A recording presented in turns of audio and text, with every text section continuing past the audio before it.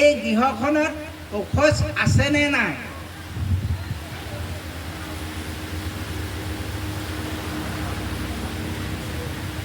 প্ৰভু আপুনি কি ক'ব? আছে নাই সেইটোকে কৈ দিয়ক। আছে আছে। গৃহখনত ঔষধ আছে বুলি কৈছে দেই, মই নাই কোৱা এতিয়ালৈকে। তেখেতে কৈছে ঘৰখনত ঔষধ আছে। গৃহখনত এই স্থানত মাটিডোখৰত আছেনে নাই সেইটো আছেনে নাই? আছে সম্পূৰ্ণ। মাটিটো আছে দেই।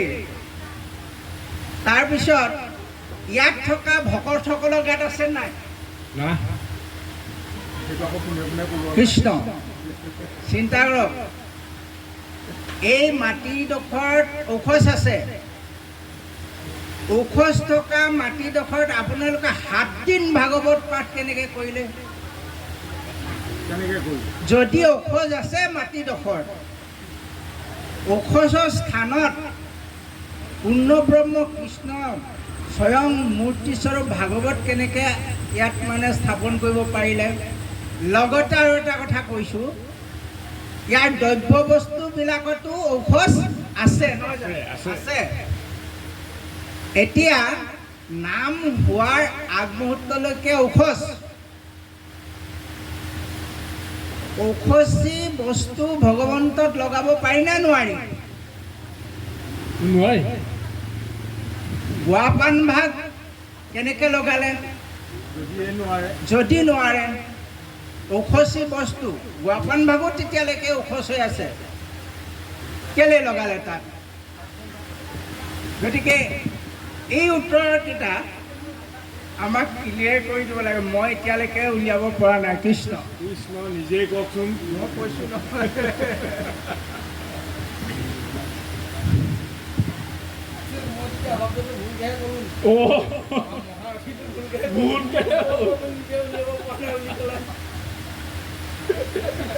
নহয়, মই সংবিধানক চেৰাই যাব বিচৰা নাই।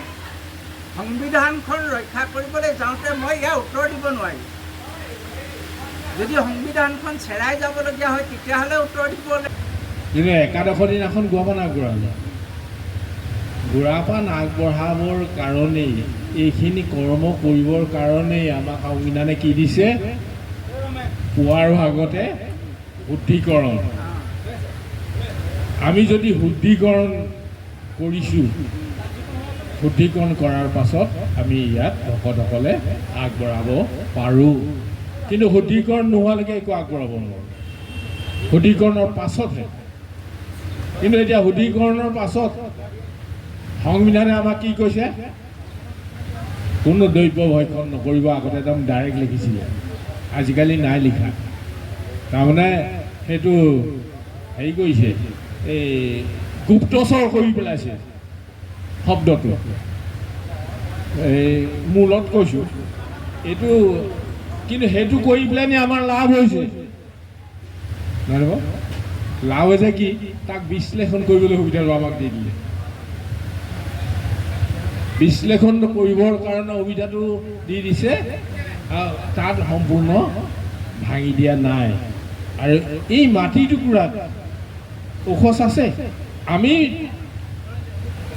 এই ৰাস্তাত গৈ চাহ খালোগৈহেঁতেন, কোনোবা এঘৰে দিয়া, কিন্তু এই বাউণ্ডৰীৰ ভিতৰত আমি চাহো নাখাওঁ জানো।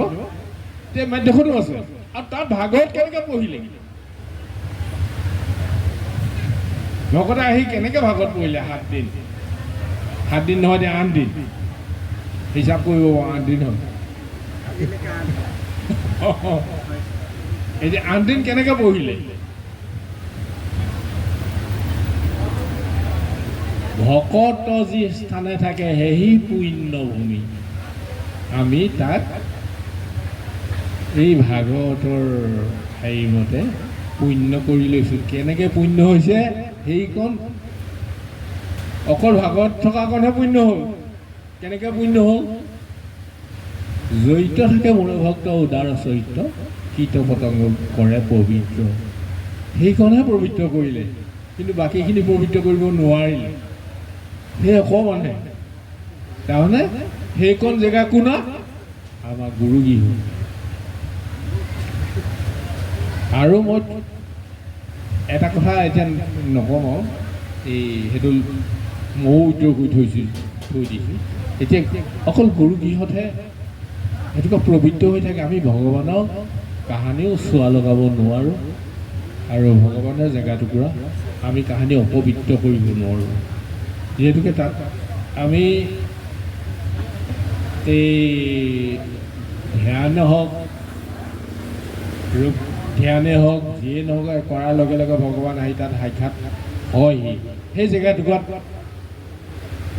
আমাৰ ভাগৱত পঢ়ে সেইকাৰণে সেইটুকুৰা পুণ্যভূমি বুলি কৈছোঁ যে জড়িত থাকে মূলভক্ত উদাৰ চৰিত্ৰ কীট পতংগকো কৰে পবিত্ৰ আৰু সেই পবিত্ৰ কৰিবৰ কাৰণেই আমি 7 দিন আজি এতিয়া 8 দিন ভাগৱত চলিছে যেনেকৈ ধনুকাই কাহিনীটো পাৰ হৈ গ'ল সেই তেনেকেই আৰু পৰীক্ষিতে যেনেকৈ 7 দিন ভাগৱত সেই একেধৰণেই তাৰ